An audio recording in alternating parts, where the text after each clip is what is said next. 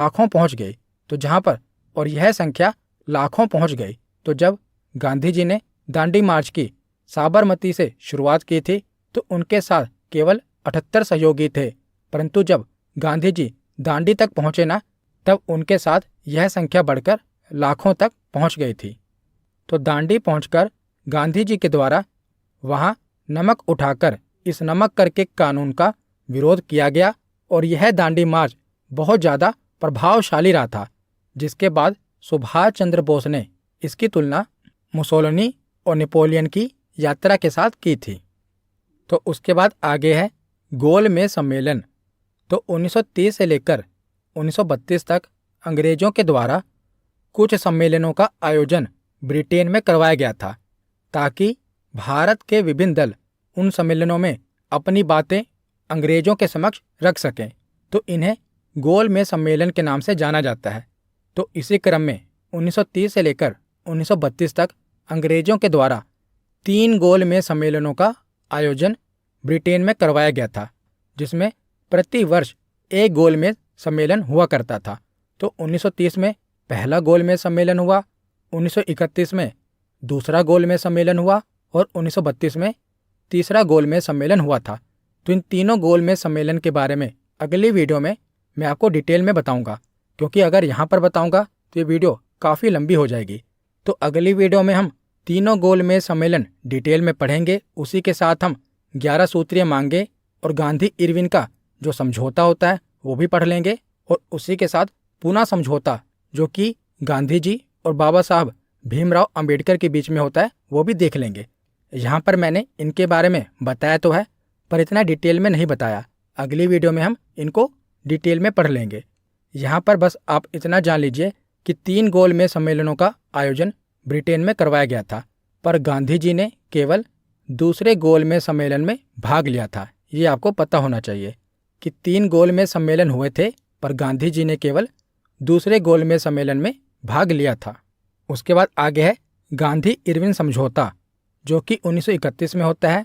तो इस सविनय अवज्ञा आंदोलन से लॉर्ड इरविन को बहुत परेशानी हुई, जिसकी वजह से उन्होंने गांधी जी के साथ एक समझौता किया था और यह गांधी इरविन समझौता के नाम से जाना जाता है। और यह समझौता 5 मार्च 1931 को हुआ था गांधी और इरविन के बीच में। उसके बाद है पूना पैक्ट समझौता, जो कि 1932 में होता है। तो यह पूना पैक्ट गांधी जी और बाबा साहब भीमराव अंबेडकर के बीच में पूना क्षेत्र की यरवदा जेल में हुआ था। तो अभी बस आप इतना जान लीजिए कि जो पूना समझौता हुआ था ये गांधी जी और बाबा साहब भीमराव अंबेडकर के बीच में हुआ था। अगली वीडियो में मैं आपको डिटेल में बताऊंगा कि पूना पैक्ट समझौता में आखिर था क्या। बस अभी आप इतना जान लीजिए कि ये किसके बीच में हुआ था। तो हमने गांधी इरविन समझौता देखा, उसके बाद पूना पैक्ट समझौता देखा, उसके बाद आगे चलते हैं और भारत छोड़ो आंदोलन देखते हैं। तो भारत छोड़ो आंदोलन 1942 में हुआ था। तो 1939 में दूसरे विश्व युद्ध की शुरुआत हो गई थी और अंग्रेजों की ओर से पूरी कोशिश की जा रही थी कि भारतीयों को पहले की तरह ही इस बार भी अंग्रेजी सेना में ज़्यादा से ज़्यादा भर्ती किया जाए और दूसरे विश्व युद्ध की लड़ाई के लिए भेजा जाए। तो बहुत सारे प्रतिनिधिमंडल भी भारत आए जो भारतीयों को अंग्रेजों को विश्व युद्ध में मदद करने के लिए प्रोत्साहन दे रहे थे। परंतु जैसा धोखा अंग्रेजों ने प्रथम विश्व युद्ध के दौरान भारतीयों के साथ किया था, वैसा धोखा वो इस बार भी कर सकते थे और यह बात भारतीयों को भी समझ आ चुकी थी। तो इस बार भारतीय लोग पूरी तरह से अंग्रेजों की इस दूसरे विश्व युद्ध में कोई मदद नहीं करना चाहते थे। हमने देखा था कि पहले विश्व युद्ध में भारतीयों ने अंग्रेजों की मदद की तो अंग्रेज क्या लेकर आए, रोलट एक्ट, जिसे काला कानून कहा जाता है। तो इस बार भारतीय अंग्रेजों के झांसे में नहीं आए और भारतीयों ने अंग्रेजों का साथ देने से मना कर दिया। और इसी क्रम में ब्रिटेन से क्रिप्स मिशन भी भारत आया और वे भारत में अपने कार्यों के लेकर पूर्णतः असफल रहे, क्योंकि अब भारतीयों को अपने हितों का ज्ञान अच्छे से हो गया था। और इस क्रिप्स मिशन के संबंध में गांधी जी के द्वारा यह कहा गया था कि यह Cripps mission post dated cheque की तरह है, यानी कि यह आगे की तारीख का चेक है जिसका बैंक डूबने वाला है। तो क्रिप्स मिशन ब्रिटेन के द्वारा भारत में भेजा गया था ताकि वो भारतीयों को समझाए, परंतु अब भारतीय अपने हितों को अच्छे से जानते थे। तो इस क्रिप्स मिशन के भारत में असफल हो जाने के बाद तब गांधी जी ने भारत में एक ऐसे आंदोलन को शुरू किया जो भारत की अंतिम सबसे बड़ी स्वतंत्रता के लिए लड़ाई में से एक बना। और यह आंदोलन गांधी जी के द्वारा 1942 में शुरू किया गया था और अंग्रेजों के विरुद्ध भारत छोड़ो आंदोलन था। तो इस आंदोलन को अगस्त क्रांति के नाम से भी संबोधित किया जाता है, क्योंकि अगस्त में इस आंदोलन की शुरुआत हुई थी। 8 अगस्त को प्रस्ताव पारित हुआ था और 9 अगस्त 1942 को भारत छोड़ो आंदोलन की शुरुआत की गई थी।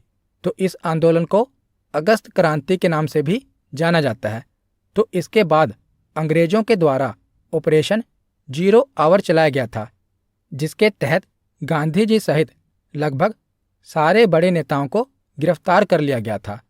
तो गांधी जी को अंग्रेजों के द्वारा गिरफ्तार करके आगा खां पैलेस में कैद करा गया था और अंग्रेजों की ओर से पूरी कोशिश इस आंदोलन को दबाने की हो रही थी। परंतु इस आंदोलन के दूसरी पंक्ति के नेताओं ने अलग अलग क्षेत्रों में यह आंदोलन जारी रखा। तो इसके साथ साथ लोगों ने भी इस आंदोलन में खूब सहयोग किया था और यह आंदोलन भारत के अंतिम सबसे बड़ी स्वतंत्रता संग्राम की लड़ाई में से एक बना। तो भारत छोड़ो आंदोलन के बाद अब हम चलते हैं 1947 में।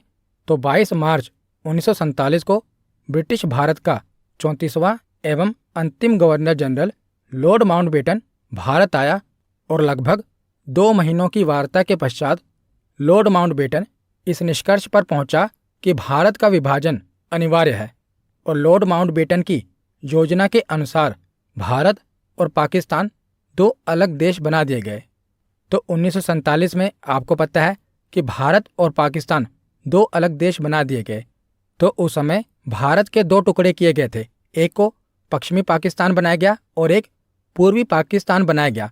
दोनों ही क्षेत्र उस समय पाकिस्तान के अंडर ही आते थे, यानी कि पश्चिमी पाकिस्तान और पूर्वी पाकिस्तान।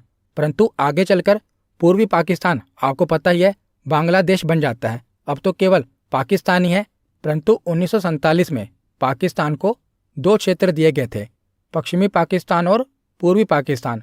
और पूर्वी पाकिस्तान आगे चलकर पाकिस्तान से आज़ाद हो जाता है और बांग्लादेश बन जाता है। परंतु पहले पश्चिमी पाकिस्तान और पूर्वी पाकिस्तान बनाए गए थे।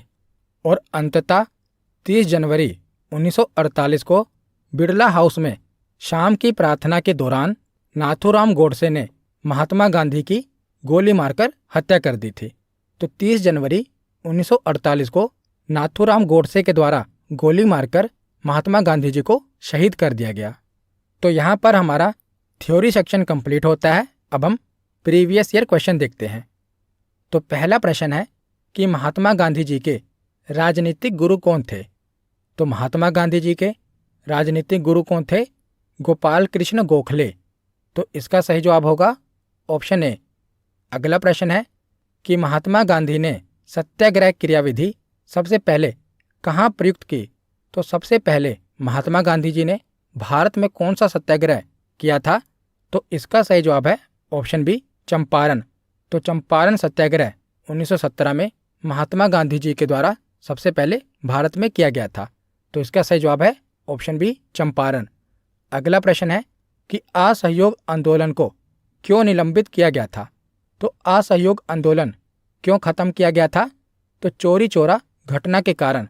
तो ऑप्शन डी, चोरी चौरा में हुई हिंसक घटना के कारण असहयोग आंदोलन को निलंबित कर दिया गया था। तो इसका सही जवाब है ऑप्शन डी। अगला प्रश्न है कि नमक सत्याग्रह किस ईस्वी में प्रारंभ हुआ था? तो नमक सत्याग्रह 1930 में हुआ था। इसका सही जवाब है ऑप्शन ए। अगला प्रश्न है कि वर्ष 1919 में जलियांवाला बाग हत्याकांड कहाँ पर हुआ था? तो 1919 में जलियांवाला हत्याकांड कहाँ पर हुआ था? तो अमृतसर। ऑप्शन ए इसका सही जवाब है। अगला प्रश्न है कि भारत एवं पाकिस्तान का विभाजन किस योजना के तहत हुआ था? तो भारत और पाकिस्तान का विभाजन माउंटबेटन योजना के तहत हुआ था। तो इसका सही जवाब है ऑप्शन ए। अगला प्रश्न है कि साइमन कमीशन का भारत आगमन किस वर्ष हुआ था? तो साइमन कमीशन का भारत आगमन 1928 में हुआ था। इसका सही जवाब है